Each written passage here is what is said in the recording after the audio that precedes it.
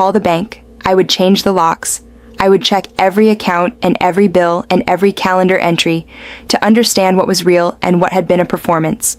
I would look straight at the pieces of my life without flinching, because I owed that to the girl who said she had handled it and to the future we were still going to build, zero or not. I lay awake longer than I wanted, listening to the house breathe, thinking about how quickly security can flip to fear, how a family can look perfect on a Sunday and crack by Monday afternoon. And I made a quiet promise to myself that I would not let this be the end of our story. It would be the start, the part where the ground opens and you find a way to plant your feet anyway. The part where the person who thought she was too young for this kind of heartbreak learns that age has nothing to do with courage. And the part where a 12-year-old with a mysterious little smile becomes the unexpected heartbeat of a plan I could not yet name. And in the dark, with the phone face down and the dog's soft snore coming from the hall, I felt that thin, bright thread again. Not loud, not easy, but steady. And I held on to it the way you hold a railing in the dark, hand over hand, step by step, toward whatever came next. Back then, before the world cracked open under my feet, I believed I had a life that, while not glamorous, was safe. I wore that safety like a favorite sweater, the kind that might have frayed sleeves but always kept you warm. I had a husband who brought home his paycheck, kissed me goodbye at the door, and played the role of family man well enough that neighbors nodded with approval when they saw us at church or at the grocery store. I had a daughter who filled our home with noise and mess, the kind of chaos that makes you laugh even when you are exhausted. It wasn't a fairy tale, but it was ours, and I clung to that thought like it was a lifeline. I had been with him for nearly half of my life, since I was a teenager who thought love meant late-night drives and promises whispered under the stars. We married too young, worked too hard, stumbled through jobs and bills, but I told myself we were winning because we kept going. When Lily came along, I thought the foundation we had built finally made sense. Every sacrifice, every fight, every lean month was suddenly worth it, because we weren't just surviving for ourselves anymore.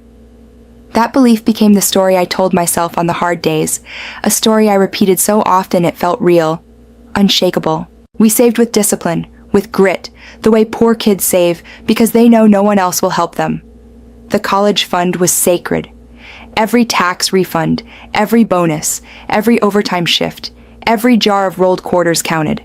I remember evenings where I would sit with Lily at the kitchen table, sorting coins while she colored beside me, both of us humming along to the radio.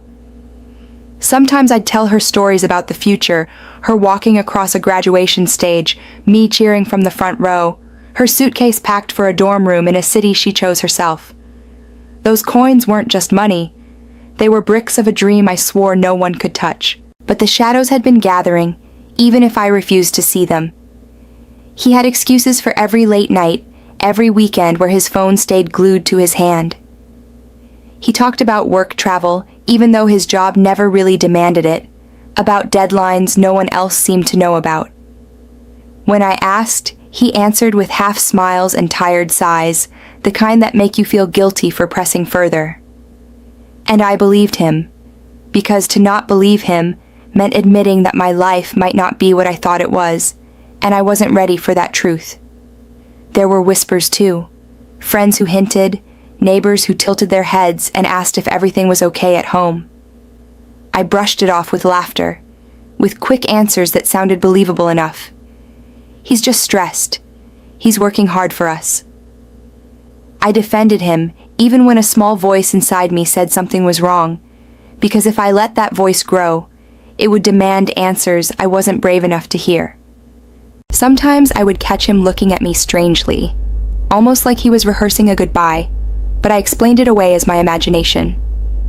Other times I'd notice unexplained withdrawals from our joint account, little amounts that didn't match bills or groceries.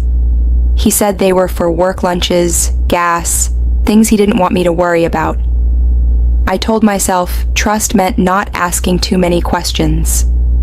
And yet, late at night, when I couldn't sleep, I would wonder if trust really meant blindness, if maybe I was choosing not to see because seeing would hurt too much.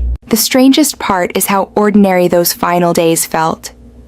Coffee brewing in the morning, Lily running out the door with her backpack crooked, me folding laundry while he scrolled on his phone. No alarms, no signs of the storm that was about to hit. If I had known, I might have paid closer attention to the way he lingered in the doorway that last morning, or how his suitcase seemed heavier than usual, or how his kiss on my head felt more like punctuation than affection. But I didn't know. I believed the illusion, because illusions are easier to live in than empty rooms and bank accounts filled with zeros. Looking back now, I realized the truth was there all along, hiding in plain sight. Every unexplained absence, every dodged question, every glance at a phone that wasn't meant for me. It was like living in a house with hairline cracks in the walls, the kind you paint over because you don't want to admit the foundation might be failing. The cracks were small, but they were multiplying, and soon enough the whole structure would collapse. And when it did, it wasn't just bricks and plaster that fell. It was the entire life I thought I knew. That morning began like any other, the kind of ordinary start that tricks you into believing life is stable.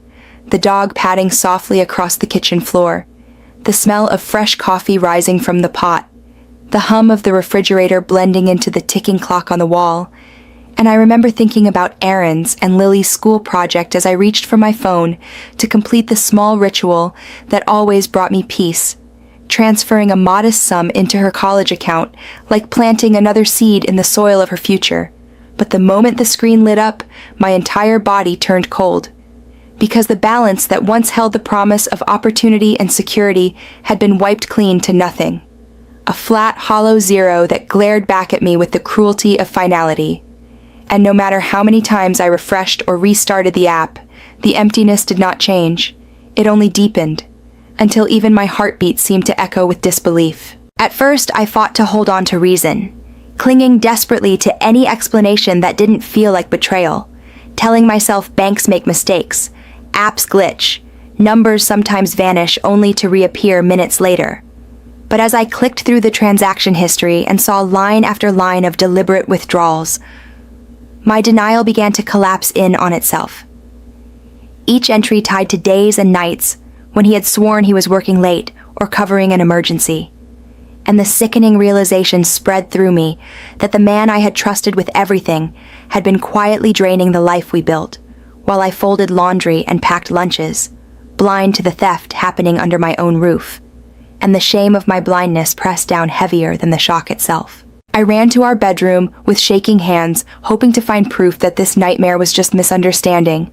But when I pulled open his side of the closet, the empty hangers swung back and forth like silent witnesses, the faint trace of his cologne lingering in the air like a taunt.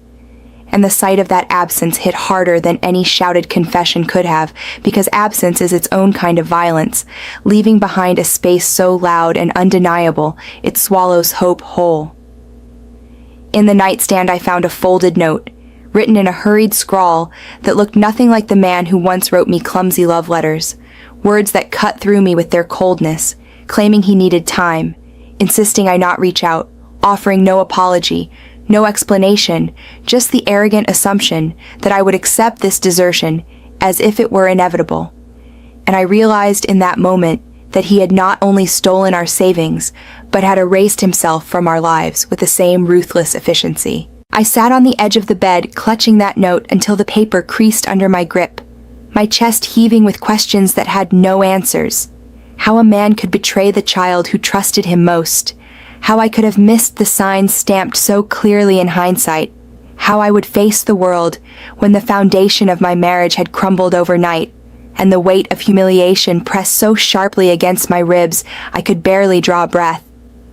The photographs on the dresser blurred through tears I refused to shed, their smiling faces mocking me with memories I no longer believed.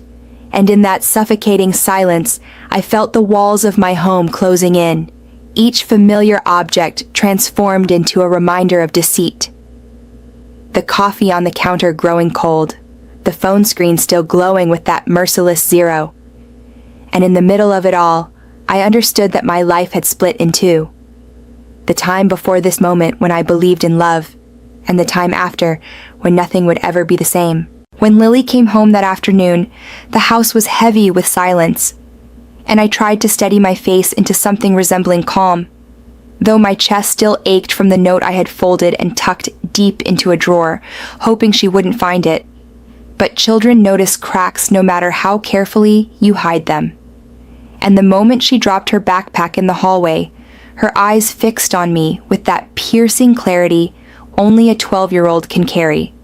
And I knew instantly that she could sense the shift in our world, the kind that no smile or forced laugh could disguise. I wanted to shield her, to pretend the day had been ordinary, but when she asked if everything was all right, my throat tightened around the lie I could not tell, and instead I whispered that her father had gone away for a while and the money we saved was gone. The words tasting bitter in my mouth as though speaking them aloud made them more real. She didn't cry, not at first, not even when she sat across from me at the kitchen table with her chin resting on her fists, studying me with eyes that seemed too old for her small frame, and I expected shock, or tears, or the kind of fear children show when their safe world collapses, but instead she gave me something else. A quiet smirk that curled at the edge of her lips, unsettling and oddly confident, as if she had known this storm was coming long before I did. She leaned back in her chair and told me not to worry, because she had handled it. Words so unexpected they sliced through my despair and left me blinking in disbelief, wondering if she was trying to comfort me with a child's bravado, or if there was something hidden behind her calm expression, something I hadn't yet begun to understand. That night, after she went to bed, I replayed her words in my mind, the casual certainty of them, the way her tone lacked the tremble of fear, and instead carried a strange weight of assurance, and it unsettled me more than the silence of my missing husband, because it raised questions I could not answer. What could a 12-year-old possibly mean by claiming she had handled something so devastating? What knowledge could she hold that I, her mother, did not? I searched her room while she slept, glancing at the scattered notebooks, the open laptop humming softly on her desk, the pages of scribbled numbers and lists I couldn't piece together, and I felt both protective and uneasy, torn between wanting to believe she was only being brave and fearing she was carrying a burden no child should have to hold. As the hours stretched and I sat awake in the dark, I realized the ground beneath me had shifted again, not only because my husband had vanished, but because my daughter seemed to stand on some hidden path I could not yet see. A path that might hold the answers I needed or dangers I was not prepared to face. Her smirk haunted me more than the empty bank account, because it suggested knowledge, power, and a plan far beyond her years, and as her mother I was caught between dread and awe, not sure whether to press her for the truth or to wait and see what she would reveal on her own, but certain of one thing: our story had just taken a turn, and Lily was no longer only the child I had sworn to protect. She was something more, something unexpected, and I could feel her secret pulsing in the quiet night like a spark waiting to ignite. The days that followed blurred into one another, each one wrapped in the same haze of disbelief. But beneath my exhaustion, there grew a gnawing hunger for answers, because betrayal without a face is unbearable, and I needed to know who had walked into my home and stolen not only my husband, but also the years of work we had poured into Lily's future. I started small, combing through receipts left in the glove compartment of his car, tracing credit card charges that didn't match our usual habits, expensive dinners across town, hotel stays that coincided with nights he claimed to be buried in overtime. And as I pieced them together, the shape of another woman began to emerge, faint but undeniable, like the outline of a shadow on the wall you cannot unsee once it's noticed. The whispers I had once dismissed from neighbors suddenly grew teeth, and when a friend from church lowered her voice to ask if everything was all right, I caught the flicker of pity in her eyes that told me she knew more than she dared to say. It didn't take long before a name slipped into my hands. A woman from his office, younger, polished, the type who wore sharp heels and perfume that lingered too long, and I realized with a sick churn in my stomach that I had probably stood near her at work events, smiled politely while she laughed at his jokes, completely unaware that she was waiting in the wings to dismantle everything I held dear. Each discovery was a fresh cut, yet with every wound came a pulse of cold determination, because anger has a way of burning away despair, leaving behind a sharper, steadier flame. Still, every night when I tucked Lily into bed, I could feel her watching me closely, her eyes holding questions she didn't voice, her smirk appearing at odd times as though she carried a secret shield I wasn't allowed to touch. And it unnerved me to think that while I was unraveling the threads of his betrayal, she might already have been weaving something of her own. I wanted to confront her, to demand she explain what she meant when she claimed she had handled it. But the calm in her demeanor made me hesitate, as if I were the student and she the teacher waiting for me to earn the lesson. That hesitation gnawed at me, but at the same time it allowed me to focus on peeling back the layers of lies that had been wrapped around our family. Lies that now lay exposed like rot beneath the floorboards. One evening, sitting alone with the scattered receipts, my laptop open to a search history of hotel bookings and private dinners, I felt both crushed and strangely alive, because though the pain was raw, each revelation added to a silent reservoir of resolve building inside me. The knowledge that if he could lie so thoroughly, I could learn to fight just as quietly. And in that moment when my chest felt torn between rage and heartbreak, I thought again of Lily's smirk, that odd little smile filled with certainty. And though I still didn't understand it, I let a small spark of trust settle in my chest. Because maybe she knew something I didn't. Maybe she was already 2 steps ahead in a game I was only just beginning to play. It was late one night when the pieces finally shifted, the house quiet except for the soft hum of Lily's computer through her half-closed door, and I found myself drawn toward the glow spilling into the hallway like a beacon. At first I thought she was simply watching videos the way most children her age did, but when I stepped inside, I froze at the sight of spreadsheets filled with numbers and email screens, open to accounts I had never seen. And in that moment, I realized with a mixture of awe and dread that my 12-year-old had been moving in shadows I didn't know existed. Her hands moved quickly, her eyes focused with a sharpness far beyond her years, and when she noticed me, she didn't flinch or panic. She simply looked up with that same unsettling smirk and told me in a steady voice that she had been tracking her father's steps for weeks. I sank into the chair beside her, my body heavy with shock, as she explained that she had noticed things long before I did. The late-night whispers, the unexplained absences, the way his phone never left his hand.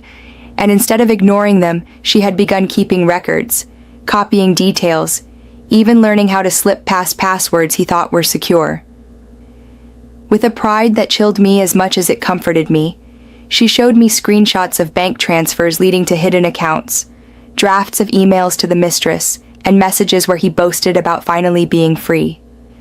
My throat tightened as I scrolled through the evidence she had collected, not only because it confirmed my worst fears, but because it revealed just how deeply my daughter had been carrying the weight of betrayal while I was still clinging to denial. Every instinct in me screamed that she was too young to be tangled in this world of deceit, that she should be worrying about homework and sleepovers instead of bank records and coded messages, yet I could not ignore the sharp clarity in her eyes or the calm way she explained her plan.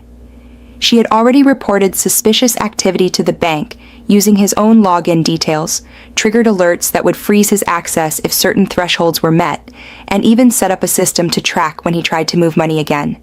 It was breathtaking and terrifying all at once, like watching a child handle fire with steady hands while you stood paralyzed between pride and fear. I wanted to scold her, to tell her this was dangerous and reckless. But the truth was I needed her, because she had unearthed truths I never would have found on my own. That night, as I closed her laptop and kissed her forehead before bed, I felt a strange shift inside me. The boundaries between mother and daughter bending into something unfamiliar yet powerful. A partnership I had never imagined, but one I knew was necessary. The betrayal that had once left me hollow now began to harden into resolve, fueled by the evidence Lily had uncovered, and the confidence she carried with every word. I realized then that my husband's greatest mistake was underestimating both of us, thinking he could vanish with our future and leave us broken, not knowing that the child he dismissed as naive had been quietly building the very trap that would undo him. From that night forward, the silence in our home no longer felt empty, but charged, like the stillness before a storm, and every evening when Lily and I sat together over her glowing laptop, it was as if we were weaving threads of a net, each detail she uncovered tightening around the man who believed he had slipped free. She showed me how his hidden accounts connected to debts I never knew existed, loans he had taken in his own name with forged signatures, and even messages hinting at shady investments he thought would double his stolen money. And as the picture became clearer, my grief transformed into something sharper, a cold determination that hummed in my chest with every new discovery. I was no longer the abandoned wife staring at an empty closet. I was a strategist, sitting shoulder to shoulder with my daughter, building a case strong enough to pull him back into the cage he thought he had escaped. I reached out discreetly to a lawyer recommended by a neighbor, someone known for handling delicate cases with quiet precision, and though my voice trembled when I explained the situation, the documents Lily provided gave me credibility no doubt could shake. He told me that with this evidence, we could freeze accounts, reclaim assets, and ensure that my husband's reckless choices didn't bury us under his debts. And I listened carefully, taking notes, feeling myself grow steadier with each step.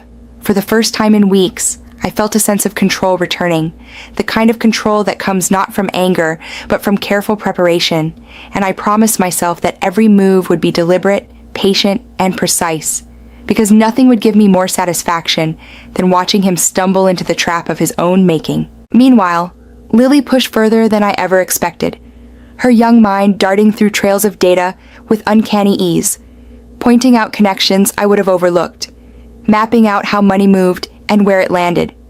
At moments I worried about how much weight she was carrying, about the innocence being stripped from her too soon. But when I saw the fire in her eyes, the unshakable focus that replaced the fear I had expected, I understood that this was her way of reclaiming power from the man who had treated us like disposable pawns in his selfish game. She wasn't simply helping me, she was proving to herself that we weren't victims, that we could shape the ending of this story on our own terms. Each night ended the same. I would close her computer, tuck her into bed, and lie awake long after, staring at the ceiling, my mind racing with strategies and outcomes, torn between pride in her brilliance and sorrow that she had been forced to grow up under such betrayal. But beneath that ache ran a steady current of strength, a bond between us forged in the fire of abandonment, and I realized with startling clarity that the two of us together were far stronger than the man who thought he had left us powerless. He believed he had written the final chapter of our story, but what he didn't know was that the true ending had already begun, and it was being crafted by the very girl he underestimated most. The call came late in the evening, my phone vibrating across the kitchen counter, while I folded laundry with hands that still smelled faintly of detergent, and for a heartbeat I considered letting it ring out of existence. But some instinct made me swipe to answer, and there was his voice, smug and careless, pouring through the line like poison I had swallowed too many times before. He told me not to bother searching, that the money was gone forever, that I should get used to living small, because he had taken what he deserved, and the laugh that followed twisted through my chest like barbed wire. Yet instead of breaking me the way he intended, it only fed the cold fire that had been growing quietly inside me since the day I saw that zero on the screen. I let him talk, each word dripping with arrogance, each boast a window into the fantasy world he thought he was living, one where he was free and untouchable. And though my stomach churned, my voice came out calm and steady, a softness that surprised even me. I told him I understood, that I wished him the best, that Lily and I would somehow manage without him, and the silence that followed carried his confusion because he had expected tears or rage, not this quiet surrender. What he didn't know was that behind me on the kitchen table lay a folder of evidence already in my lawyer's hands, and that the calm he mistook for weakness was the mask of a woman waiting for her trap to snap shut. When I hung up, my knees trembled, but before I could collapse into the weight of it, Lily appeared in the doorway, her hair falling across her face, her eyes glowing with the same sharp certainty I had come to fear and admire. She asked if it was him, and when I nodded, she smirked again and whispered, "Just wait, Mom." And there was something so steady in her tone that I felt my body still, as if she were the anchor in a storm I could not control. I realized then that she wasn't shaken by his mockery. She had expected it, even planned for it, and the confidence radiating from her small frame filled me with both awe and unease, because it was no longer just me standing against him. It was us. That night, as the house settled into quiet, I stood by Lily's door and listened to her rhythmic breathing, the sound of a child asleep, though I knew now she was no ordinary child, not in this fight. I lay in bed thinking about the man who believed he was finally free, laughing with his mistress in some rented room, convinced he had stripped us of everything that mattered, and I felt a strange calm wash over me, because the first blow had not been his. It was ours, hidden in silence, in patience, in the certainty of what was coming. He thought he had won, but he had no idea his game was already collapsing, one quiet step at a time. It happened just 3 days later, the phone vibrating so violently on the nightstand it woke me from a shallow sleep, and before I could even say hello, his voice exploded through the line, a raw mixture of rage and terror that sent shivers down my spine. Gone was the smug arrogance, gone the cruel laughter that had once filled me with despair. What poured into my ear now was desperation, pure and ugly, the sound of a man who suddenly realized the ground beneath him had crumbled. He shouted that his accounts were frozen, that his credit cards were declined, that the mistress who once clung to his arm had stormed out when she discovered the money had vanished, and in his frantic rambling I heard the unraveling of everything he thought he had built, a castle of lies collapsing in a single night. I sat in the dark, my pulse steady, listening as he screamed accusations, insisting I had done this, demanding I fix it, his words stumbling over themselves, as if the more he shouted the less powerless he would feel. But I didn't rush to defend myself, didn't tremble or explain.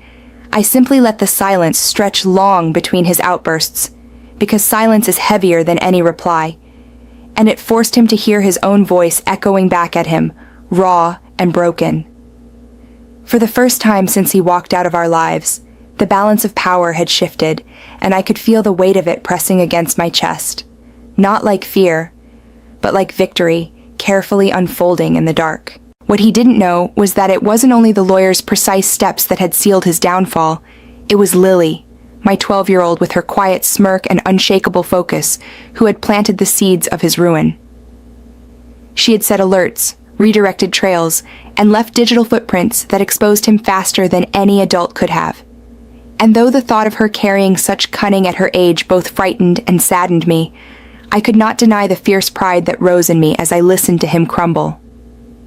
My daughter, the child he underestimated, had become the architect of his collapse, and the realization settled deep in my bones that she had saved us in ways I could never have imagined. I whispered only a few words before hanging up, soft and steady, reminding him that actions have consequences, and as the line went dead, his furious voice cut off mid-shout, leaving only the quiet of my bedroom and the steady rhythm of my breath. I lay back against the pillow, staring into the darkness, and for the first time in weeks I felt something close to peace, not because the battle was over, but because I knew the tide had turned for good. He was broken, stripped of the illusion of control. And though my heart still ached for what we had lost, I felt a new strength rising in its place. A strength born from betrayal, silence, and the unexpected brilliance of a child who refused to be a victim. In the weeks that followed, the storm finally began to settle, not because life had magically returned to what it was before, but because the wreckage was now mine to rebuild, brick by careful brick, without the shadow of his lies pressing down on us. The lawyer moved swiftly, armed with the evidence Lily had uncovered, and piece by piece the stolen funds were traced and reclaimed, assets frozen, debts pushed back onto the man who had created them. He tried to fight, tried to twist the story as he always had, but his arrogance had blinded him too long, and now every move only tightened the walls around him, until he was left cornered and powerless, watching everything he thought he controlled slip through his fingers. The irony was almost poetic. He had stolen from his own child to chase freedom, only to find himself bound tighter than ever, deserted by the woman he abandoned us for, stripped of the wealth he believed would carry him away. At home, Lily and I found a rhythm again, though it was different, heavier in some ways and lighter in others. There were evenings when I would catch her studying at the table, her face lit by the glow of a lamp, and I would feel a pang of sorrow that she had been forced to grow up too soon to see the darkness in people long before she should have. Yet alongside that sorrow was pride so fierce it almost hurt, because she had refused to be broken,